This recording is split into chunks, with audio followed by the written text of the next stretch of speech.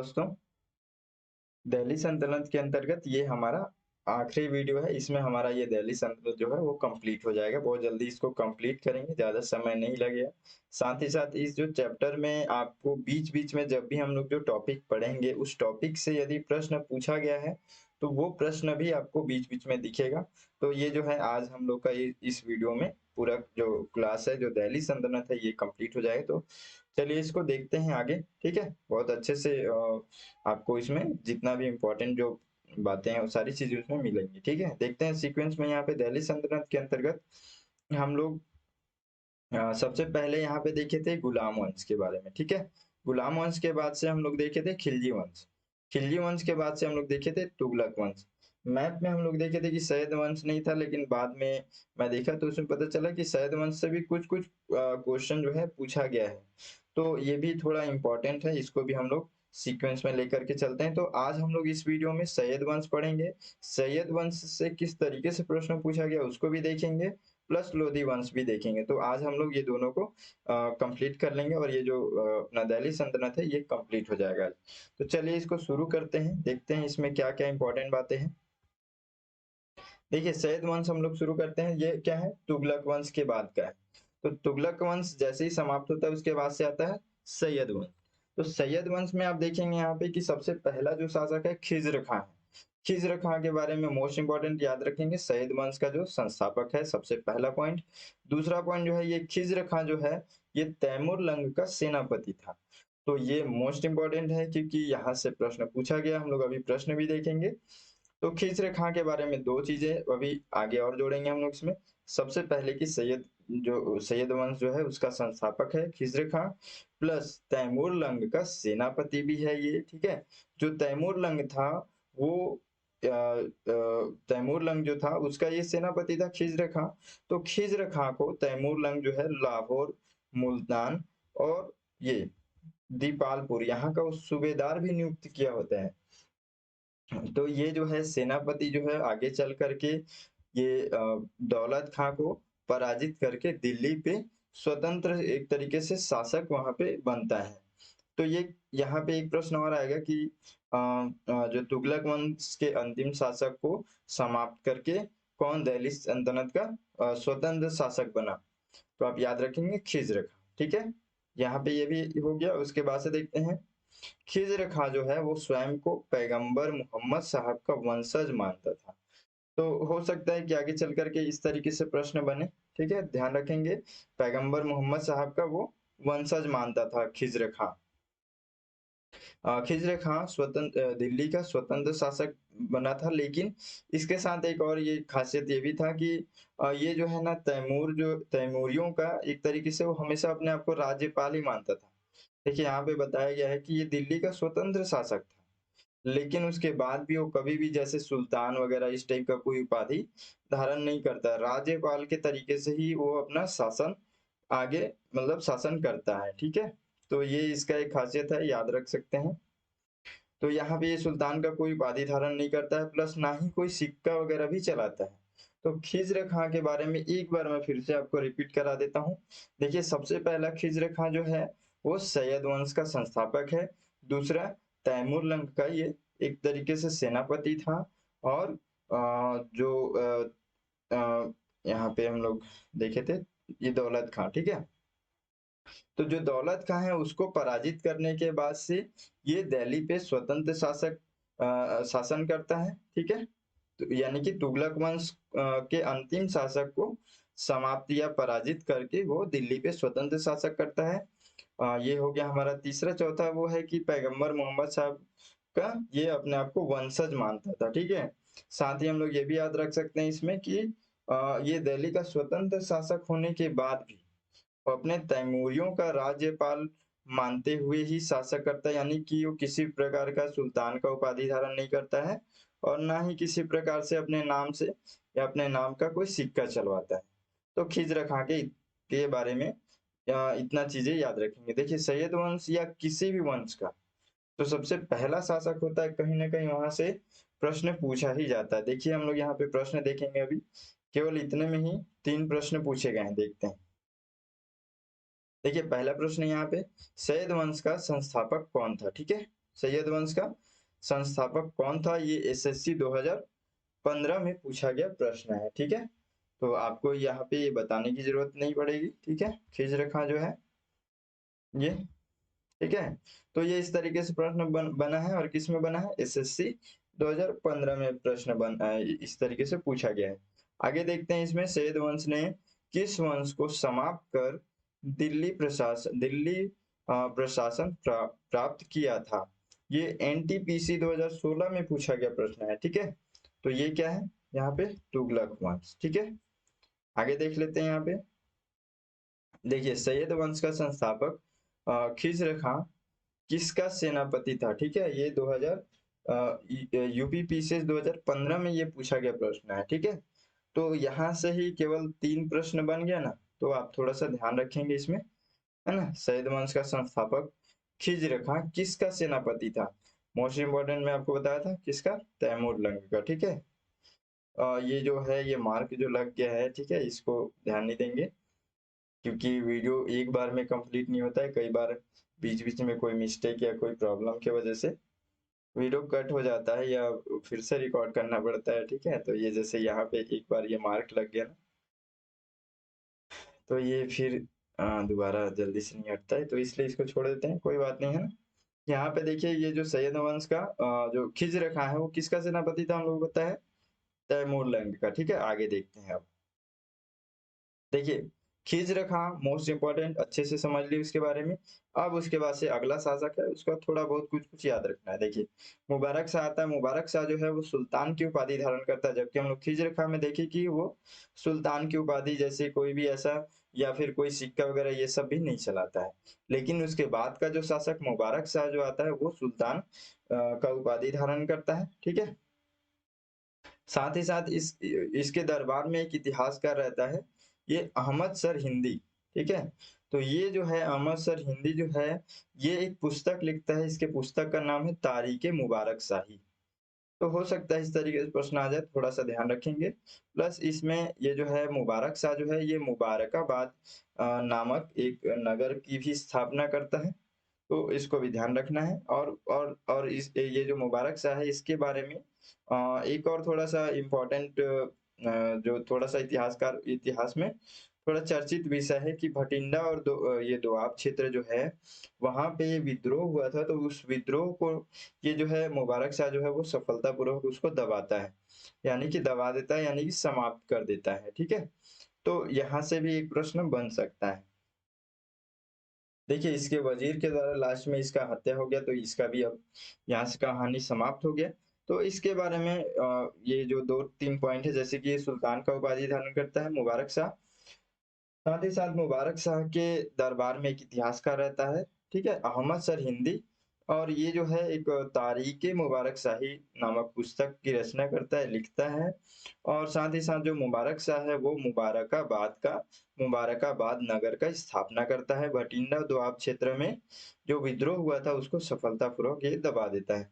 तो इसके बारे में इतना 2-3 पॉइंट याद रख लेंगे, ठीक है? अब उसके बाद से जो अगला शासक आएगा वो है मोहम्मद शाह, ठीक है? मोहम्मद शाह का जो है मोहम्मद शाह के बारे में उतना खास बातें नहीं, लेकिन फिर भी देख लेते हैं, ध्यान रहेगा सीक्वेंस में चलेंगे तो। देखिए, ये मुबारक शाह के बाद उसका भतीजा जो है मोहम्मद शाह अगला सुल्तान बनता है यहाँ पे। मोहम्मद शाह का वास्तविक नाम क्या है? मोहम्मद बिन फरीद खान। कोई दिक्कत नहीं है, ठीक है? नाम होते रहता है, जो इम्पोर्टेंट रहेगा उसको ध्यान रखेंगे थोड़ा-सा। इसके समय में 1440 ईस्वी में मालवा के शासक मोहम्मद शाह खिलजी ने दिल्ली पर आक्रमण किया। 3 दिनों के भीषण युद्ध के बाद से दोनों में संधि हो गया, और फिर यहाँ से मोहम्मद शाह खिलजी जो है वापस मालवा चला गया। तो मालवा का यहाँ पे मोहम्मद शाह के शासनकाल में मालवा का जो शासक है मोहम्मद शाह खिलजी, तो इसका एक आक्रमण हुआ था, इतना बस ध्यान रख सकते हैं। कुछ खास नहीं है मोहम्मद शाह का शासनकाल में। अब यहाँ पे देखते हैं अलाउद्दीन आलम शाह, ठीक है? अलाउद्दीन आलम शाह के बारे में सबसे पहला पॉइंट याद रखना है अपने को, कि ये जो है सैयद वंश का अंतिम शासक था, ठीक है? तो यहाँ से भी प्रश्न बनता है कि सैयद वंश का अंतिम शासक कौन था? किसी भी आप वंश के बारे में पढ़े तो पहला तो संस्थापक और दूसरा अंतिम शासक, ये तो पहले मोस्ट रहता ही है ना? तो यहाँ पे जो है सैयद वंश का अंतिम शासक कौन रहेगा? अंतिम शासक रहेगा अलाउद्दीन आलम शाह। ठीक है, ये जो आलम शाह है, ये आलम शाह का एक वजीर रहता है हमीद खान। ठीक है, वजीर रहता है इसका हमीद खान। वजीर यानी कि यहाँ पे हम लोग सेनापति जिसको कहते हैं, उसी तरीके से। ठीक है, तो जो हमीद खान है, इसके साथ कुछ मतभेद हो जाता है किसी कारण से। तो ये जो है अलाउद्दीन आलम शाह जो है वो दिल्ली छोड़ करके बदायूं चले जाता है।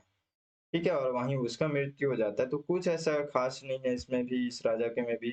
लास्ट में जो वजीर यानी कि जो ये हमीद खान जो है, ये हमीद खान दिल्ली का पूरा राजपाट किसको दे देता है? बहलोल लोदी को सौंप देता है। तो यहाँ से फिर लोदी वंश स्टार्ट हो जाता है ना। तो जो है अलाउद्दीन आलम शाह के बारे में केवल एक पॉइंट याद रख सकते हैं कि अंतिम शासक है ये। ठीक है, सैयद वंश का। तो ये हम लोग देख लिए, सैयद वंश कंप्लीट अच्छे से देख लिए। देखिए जितना भी हम लोग पढ़े ना, उसके अलावा आपको इधर उधर देखने की जरूरत नहीं पड़ेगा। इतना है कि आप बस इतने को याद रखें, इतना ही आप ध्यान रखें। जरूर आप प्रश्न बना सकते हैं, इसके अलावा भी कुछ आएगा तो भी आप इतने में प्रश्न को सॉल्व कर लेंगे। ठीक है, देखिए यहाँ पे एक प्रश्न पूछा गया है सैयद वंश से, सैयद वंश का अंतिम शासक कौन था? तो ये एसएससी 2018 में पूछा गया प्रश्न है। ठीक है, तो आप याद रख लेंगे इसको। ठीक है, प्रश्न यहाँ पे क्यों बताया जा रहा है आपको ध्यान है ना, ये हाइलाइटर है मेन। हाइलाइटर मतलब कि एक तरीके से आपको रास्ता दिखाने के लिए कि आप जो चल रहे हैं एकदम परफेक्टली चल रहे हैं। ठीक है, चल रहे हैं तो रास्ते पे कब कहाँ पे किस तरीके से कितना फोकस करना है, वो प्रश्न आपको बताता है। तो प्रश्न पे ध्यान देंगे, किस तरीके से प्रश्न बन रहा है और किस किस एग्जाम में पूछा जा रहा है, किस तरीके से पूछा जा रहा है। तो अब हम लोग यहाँ पे देखेंगे लोधी वंश। ठीक है, लोधी वंश देखना यहाँ पे, लोधी वंश अब हम लोग देखते हैं इसमें। तो लोधी वंश में सबसे पहला जो शासक आएगा बहलोल लोधी, मोस्ट इंपॉर्टेंट है। सबसे पहला तो इसका एक प्रश्न यहीं से ये बन जाता है कि ये क्या है? लोधी वंश का संस्थापक है। ठीक है, और ये इसका समय काल क्या है? 1451 से लेकर के 1489 तक के बीच में। अब यहाँ पे इसके बारे में हम लोग ये पहला पॉइंट याद रख लिए कि जो बहलोल लोधी है, ये लोधी वंश का संस्थापक है।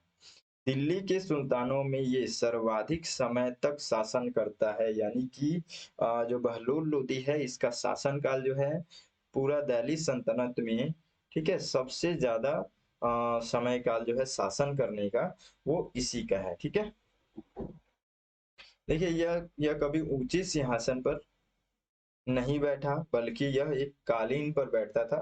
तो थोड़ा बहुत ये भी इंटरेस्टिंग कोई बातें हैं तो उसको ध्यान रख सकते हैं। उसके बाद से ये जो है बहलोली नामक एक चांदी का मुद्रा अपना खुद अपना एक मुद्रा चलाता है। ठीक है, और वो मुद्रा जो है वो टंका, ठीक है, टंका जो है, टंका भी एक सिक्का है, उसके मूल्य का ये 1/3 भाग था ये। ठीक है, तो ये जो है ये अकबर के समय तक भी ये विनिमय का माध्यम बना रहा, यानी कि जो बहलोल लोदी चलाता है वो पूरा अकबर के समय काल तक चलता है। तो ये एक तरीके से थोड़ा सा इम्पोर्टेंट हो जाता है। बहलोली नामक जो चांदी का मुद्रा है वो किसके द्वारा चला गया? तो यहाँ पे भूलेंगे भी नहीं क्योंकि बहलोल और बहलोल लोदी और बहलोली, ठीक है, लगभग एक ही है। अब देखते हैं आगे, बहलोल लोदी जो है जैनपुर के शासक यहाँ पे हुसैन शाह सरकी को पराजित करता है और जौनपुर है ना, जौनपुर को फिर दिल्ली में ही मिला लेता है। तो अब हम लोग बहलोल लोदी के बारे में इतना ही ध्यान रखेंगे, इतना ही है इसमें। तो क्या क्या याद रखेंगे? सबसे पहला चीज याद रखेंगे कि संस्थापक है लोदी वंश का। दूसरा, सर्वाधिक समय तक ये शासन करता है। तीसरा, बहलोली नामक चांदी का मुद्रा ये चलवाता है। और फिर उसके बाद से अगला और लास्ट इसके बारे में हम लोग याद रखेंगे कि जौनपुर को दिल्ली में मिलाने का जो काम करता है वो बहलोल लोदी ही करता है। ठीक है, बहलोल लोदी से रिलेटेड देखते हैं यहाँ पे क्या प्रश्न पूछा गया है। लोदी वंश का संस्थापक कौन था? ठीक है, ये ग्रुप डी 2018 में पूछा गया प्रश्न है। ठीक है, क्लियर है आपको? आगे देखते हैं। ठीक है, ध्यान रखेंगे किस तरीके से प्रश्न बन रहा है, कहाँ पे आपको ज्यादा फोकस रखना है। देखिए अब अगला शासक आएगा सिकंदर लोदी। लोधी वंश का पहला शासक बहलोल लोदी। दूसरा, सिकंदर लोदी। सिकंदर लोदी के बारे में यहाँ पे देखते हैं। ये लोदी वंश का सबसे प्रतापी शासक था, ठीक है, सिकंदर लोदी, क्योंकि इसके बारे में कुछ कुछ मोस्ट इंपॉर्टेंट चीजें हैं जिसको हम लोग को अच्छे से ध्यान रखना है। देखिए इसका पिता कौन था, बहलोल लोदी, यानी कि बहलोल लोदी का ये पुत्र है सिकंदर लोदी, ठीक है। और जो बहलोल लोदी है इसके 9 पुत्र थे और 9वें में से ये तीसरा पुत्र था सिकंदर लोदी, ठीक है। लेकिन यहाँ पे अब एक और इम्पोर्टेंट रहेगा कि जो सिकंदर लोदी है इसका जो है पहले क्या नाम था, तो पहले नाम था निजाम खान, ठीक है। लेकिन बाद में ये जो है अपना नाम बदल करके सिकंदर लोदी अपना नाम ये कर लेता है, ठीक है, सुल्तान बनने के बाद से मान लो, ठीक है। तो ये एक चीज याद रखेंगे। उसके बाद से सिकंदर लोदी जो है मोस्ट इम्पोर्टेंट 1504 ईस्वी में जो है आगरा शहर की स्थापना करता है और आगे चल करके उसी को अपना राजधानी भी बनाता है। अब हम लोग देखते हैं, एक बार और रिवाइज करते हैं इसको, और सॉरी थोड़ा सा हम लोग इसको पॉइंट में बना लेते हैं कि सिकंदर लोदी के बारे में क्या क्या इंपॉर्टेंट हो गया। सबसे पहला तो ये लोदी वंश का सबसे प्रतापी शासक था, और ये जो है इसका सिकंदर लोदी का एक और नाम क्या था, निजाम खां, ठीक है, निजाम खां इसका नाम था। मोस्ट इम्पोर्टेंट 1504 ईस्वी में आगरा शहर की स्थापना करता है, प्लस आगरा को ही अपना राजधानी भी बनाता है, ठीक है। तो ये इसके बारे में इतना इम्पोर्टेंट बातें याद रखेंगे। देखते हैं, और देखिए यहाँ पे एक प्रश्न देख लेते हैं इससे रिलेटेड। किसने आगरा की स्थापना की, ये एसएससी एमटीएस 2018 में पूछा गया प्रश्न है, ठीक है, याद रहेगा, समझ रहे हैं। तो इस तरीके से प्रश्न बनता है, आप इन्हीं सब चीजों पे फोकस करना है आपको। देखिए और इसके बारे में खास खास बातें हैं, सिकंदर लोदी इसमें ज्यादा इंपॉर्टेंट है, ठीक है। देखिए ये कृषि विकास के लिए ये गजे सिकंदरी पूछा गया प्रश्न है, ये एग्जाम में आता है ये प्रश्न, ठीक है। गजे सिकंदरी नामक एक तरीके से मापने का विधि बनाता है, ठीक है। तो वो क्या है, मापने का विधि जो है वो यहाँ पे स्टार्ट करता है ये, और उसका उपयोग किस में होता था, भूमि को मापने में, ठीक है। तो कृषि विकास के लिए गजे सिकंदरी क्या है, या फिर गजे सिकंदरी किसने स्टार्ट किया, तो सिकंदर लोदी। याद रखेंगे, कृषि से रिलेटेड अगर कोई हिस्ट्री में भी कोई बातें हैं तो इम्पोर्टेंट हो जाती हैं, ठीक है। तो इसके बारे में ये भी याद रखना है। सिकंदर लोदी एक लेखक भी था, ठीक है, ये लेखक भी था, और ये जो है फारसी भाषाओं में कविताएं भी लिखता था। साथ ही साथ यहाँ पे एक प्रश्न और है कि ये जो है अपने नाम से कविताएं नहीं लिखता था, ठीक है। ये कविता जो है इसमें अलग से एक नाम रखा था, गुलरुखी, ठीक है। तो ये गुलरुखी जो है इसी का उपनाम था, यानी कि एक तरीके से अपना रियल नाम ना रख करके वहां पे गुलरुखी रखता था। तो यहाँ से एक प्रश्न बनता है कि गुलरुखी जो है वो किस शासक ने अपनी कविताओं में नाम रखा है, तो ये सिकंदर लोदी है, ठीक है, मोस्ट इंपॉर्टेंट है, याद रखेंगे। वह हिंदू धर्म और इस्लाम धर्म दोनों धर्मों को एक नजर से देखता था, और जिस भी धर्म में उसे कोई कार्य अच्छा नहीं लगता था तो वह उस कार्य पर प्रतिबंध लगा देता था, ठीक है। देखिए अभी ये सब चीजें नहीं बोलना चाहिए, लेकिन फिर भी थोड़ा सा हम लोग एंड यहाँ पे देख सकते हैं, क्योंकि हम लोग स्टडी कर रहे हैं, तो हम लोगों को हर चीज को अच्छे से देखना है, सही है गलत क्या चीज है, सही क्या है गलत क्या है। इतिहास में अभी के लोग जो भी है, जैसे सबका अपना मानसिकता होता है, लेकिन यहाँ पे देखिए हम लोग यहाँ पढ़ भी रहे हैं कि जो जितने भी शासक हैं, शासकों की अपना अपना शासन करने का एक तरीका होता था, ठीक है। यहाँ पे भी आप देख रहे हैं कि ये जो सिकंदर लोदी है इसकी मानसिकता कैसे, हिंदू धर्म मुस्लिम धर्म ये सब कुछ भी नहीं, ठीक है। सभी समान है, सब अपने अपने हिसाब से, लेकिन अगर कोई चीज ऐसा है जो कि समाज के लिए या नेचुरल नहीं है नियम, तो उस पे ये प्रतिबंध लगाता था। तो कहीं न कहीं हम लोग ये मान सकते हैं कि जो शासक है वो शासक की नेचर के ऊपर कोई भी चीज़ें डिपेंड करता है, ठीक है? धर्म और ये सब चीज़ों से जोड़ करके नहीं देखा जा सकता है। चलिए देखते हैं आगे, ठीक है? देखिए यहाँ पे हम लोग का ये एक और प्रश्न पूछा गया था, गजे सिकंदरी, ठीक है? मैं आपको ये बताया था मोस्ट इम्पोर्टेंट है, गजे सिकंदरी का प्रचलन किसने करवाया था? ठीक है, ये सीडीएस 2019 में पूछा गया प्रश्न है। ठीक है, तो याद रखेंगे, इस तरीके से प्रश्न पूछा गया है, तो थोड़ा सा ध्यान रखना है, ऐसा ही प्रश्न बन सकता है। देखिए एक और प्रश्न है यहाँ पे, किसने गुलरुखी उपनाम से अपनी कविताओं की रचना की? ये एसएससी 2017 में पूछा गया प्रश्न है। ठीक है, याद रहेगा। अब हम लोग देखते हैं अगला शासक जो है वो इब्राहिम लोदी। तो इब्राहिम लोदी के बारे में देखते हैं यहाँ पे। दिल्ली सल्तनत और लोदी वंश का अंतिम शासक था, मोस्ट इंपोर्टेंट इसके बारे में पहला पॉइंट। ठीक है, अंतिम शासक है ये इब्राहिम लोदी। और ये देखिए 1518 में ये यहाँ पे खतौली का युद्ध हुआ था। ठीक है, खतौली का युद्ध मोस्ट इम्पोर्टेंट है, प्रश्न पूछा गया है, आ गया है ये प्रश्न, थोड़ा सा ज्यादा ध्यान रखेंगे इब्राहिम लोदी के बारे में भी, क्योंकि इसके समय काल में भी बहुत ज्यादा इम्पोर्टेंट घटनाएं हुई हैं। ठीक है, इब्राहिम लोदी के बारे में और सिकंदर लोदी, तो मोस्ट इम्पोर्टेंट है।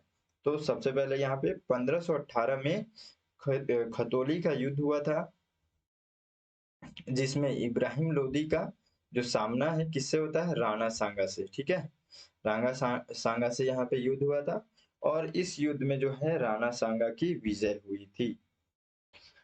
अब यहाँ से प्रश्न पूछा जाएगा कि खतौली का युद्ध कब हुआ? पहला प्रश्न। दूसरा प्रश्न, खतौली का युद्ध किसके शासनकाल में हुआ था? तीसरा प्रश्न, खतौली का जो युद्ध है वो किसके किसके बीच में हुआ था? चौथा प्रश्न या पांचवा बोल रहे हैं कि हम लोग किसने, जो खतौली की युद्ध हुई थी वो किसकी विजय हुई थि? ठीक है, तो आप खुद सोच सोच करके पढ़िए। ठीक है ना, इस तरीके से आपको पढ़ना है कि कोई अगर टॉपिक हम लोग पढ़ रहे हैं तो उससे किस तरीके से प्रश्न बन सकता है। ठीक है, तो ये हम लोग समझ गए। उसके बाद से आगे देखते हैं इसमें, इब्राहिम लोदी के चाचा ये कौन है? आलम खां, और पंजाब के शासक जो है दौलत खां, ये दोनों क्या करते हैं? बाबर को आमंत्रित करते हैं। ठीक है, यहीं पे पानीपत का प्रथम युद्ध हुआ था। तो ये लोग बाबर को बुलाते हैं और इधर से इब्राहिम लोदी। ठीक है, तो इन दोनों के बीच में युद्ध का निमंत्रण आता है। ठीक है, उसके बाद से फिर बाबर यहाँ पे आता है 21 अप्रैल 1526 ईस्वी में। ठीक है, और इसी समय प्रथम युद्ध होता है पानीपत का। तो यहाँ पे जो है, अब ये देखिए, एक पहला घटना तो हो गया ये खतौली का युद्ध। दूसरा, इब्राहिम लोदी के समय में ही, ठीक है, पानीपत का भी युद्ध हुआ। तो मोस्ट इंपोर्टेंट हो जाता है ना ये इब्राहिम लोदी का जो समय काल है। ठीक है, तो इसको थोड़ा सा ज्यादा फोकस में रखेंगे। ठीक है, पानीपत का युद्ध कब हुआ? 21 अप्रैल 1526। किसी किसी में केवल 1526 प्रश्न पूछता है, तो किसी में 21 अप्रैल 1526। तो इसको पूरा याद रखेंगे। और ये किनके किनके बीच हुई? याद रखेंगे, बाबर और इब्राहिम लोदी के बीच में। ठीक है, यहाँ पे देखिए क्या होता है कि जो बाबर है और इब्राहिम लोदी है, ठीक है, इब्राहिम लोदी के पास बहुत सारी सेनाएं हैं। ठीक है, बहुत सारे सेनाएं हैं, मतलब इसके पास कमी नहीं है इब्राहिम लोदी के पास। लेकिन जो बाबर है, बाबर के पास कम सेनाएं हैं, छोटी सेनाएं हैं। लेकिन पहली बार ये जो है बाबर जो है अपना इतिहास में, अपने भारत में तोप का यूज, मतलब उपयोग करता है उसका। ठीक है, तो यहाँ पे एक प्रश्न ये भी बन जाता है, सबसे पहली बार जो है यहाँ पे तोप का यूज करता है। इसके कारण से यहाँ पे क्या होता है कि पानीपत का जो युद्ध है, उस युद्ध में जो है यहाँ पे इब्राहिम लोदी जो है वो पराजित हो जाता है। ठीक है, अब हम लोग देखते हैं कुछ प्रश्न के बारे में, देखते हैं इस यहाँ से कैसा प्रश्न बने हैं। देखिए पानीपत का यहाँ पे प्रथम युद्ध देख सकते हैं, यहाँ पे ये प्रश्न पूछा गया है। किसमें पूछा गया है? एसएससी 2013 में पूछा गया प्रश्न है। तो पानीपत का प्रथम युद्ध किस वर्ष हुआ? इस तरीके से ये प्रश्न पूछा गया। ठीक है, अभी ये ऐसे भी पूछ सकता है कि किनके बीच हुआ था, प्रश्न और पूछा भी गया है। ठीक है, लेकिन अभी मैं इतना मेंशन नहीं कर पाया हूँ यहाँ पे। ठीक है, तो किनके बीच हुआ, किसका विजय, किसको, कौन पराजित हुआ, ये सारी चीजें भी इंपॉर्टेंट होती हैं। ठीक है, इसके बारे में देखिए और हम लोग यहाँ पे देखते हैं। यहाँ पे बाबर जो है युद्ध में तोपों का यूज करता है। ठीक है, उसका पहली बार प्रयोग हुआ था। और साथ ही साथ यहाँ पे एक चीज और भी होता है कि बाबर के ना दो प्रमुख तोपची थे, यानी कि तोप चलाने वाले लोग। हर कोई तो उस समय तोप भी नहीं चला सकता ना, तोप चलाना मतलब समझ रहे हैं?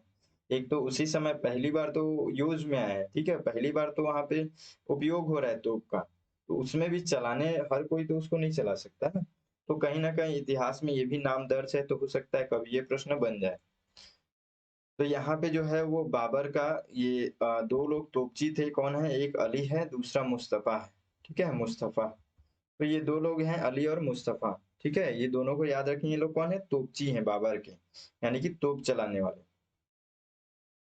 अब यहाँ पे एक और ख़ास बात होता है इब्राहिम लोदी के बारे में कि जो इब्राहिम लोदी जो है वो युद्ध में मारा जाता है और ये हम लोग जो दिल्ली सल्तनत देख रहे हैं, इसमें ये सबसे पहला शासक जो है जो कि युद्ध में मारा जाता है, ठीक है? आगे देखते हैं और वह जो दिल्ली सल्तनत का आखिरी शासक होने के साथ-साथ पहला ऐसा दिल्ली सल्तनत का सुल्तान भी बना जो कि युद्ध में मारा गया, ठीक है? तो ये हम लोग ध्यान रखेंगे। दिल्ली सल्तनत का संपूर्ण खात्मा हो जाता है यहाँ से और उसके बाद से फिर मुगल शासन शुरुआत हो जाता है। तो इस तरीके से हम लोग ये पूरा देख लिए इसमें, है ना? ये चैप्टर में हम लोग देखे कि ये जो अपना सैयद वंश है और लोदी वंश है, इसमें काफ़ी इम्पोर्टेंट चीज़ें हैं, ठीक है? और जितना हम लोग पढ़े हैं ना ये अपना पूरा सफिशिएंट है। देखिए बहुत ज़्यादा भी हम लोग पढ़ लेते हैं तो क्या है कि हम लोग उसको याद नहीं रख पाते, ठीक है? तो जितना इम्पोर्टेंट चीज़ें हैं आपका इसमें कवर हो गया, बहुत अच्छे से इसको नोट्स बना लीजिए, बहुत अच्छे से आप तैयारी कीजिए इसका और इतना ऐसा होना चाहिए कि आप इतने को हर चीज़ को भूल जाएँ, इतने जितना आप पढ़ें उतने को नहीं भूलना है आपको, ठीक है? तो जितना लिमिट करके पढ़ेंगे उतना अच्छा है, ठीक है? सबको भूल जाने के बजाय कुछ तो याद रखें, है ना? तो उस तरीके से आप इसको अपने हिसाब से नोट्स बना लीजिए और इतना कंप्लीट कर लीजिए। अब हम लोग आगे धीरे-धीरे करके मुगल शासन पढ़ेंगे, ठीक है? मिलते हैं फिर अगली वीडियो में, तब तक के लिए जय हिंद।